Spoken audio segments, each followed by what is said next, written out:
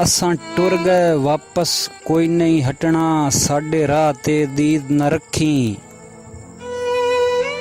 वत मिलन दा दिल विच जींदियां जी, ए शौक शदीद न रखी।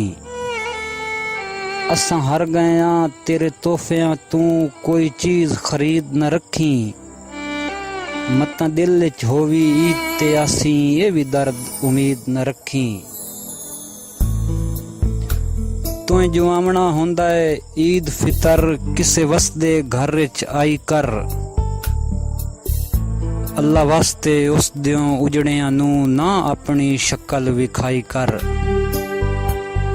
ते बेफर्ज हयात जे आमना होवी, साडे सज्जन भी नाल ले आई कर। नहीं तां काई नहीं छिक तैं नेमत दी, ना गरीब रुआवेण आई कर।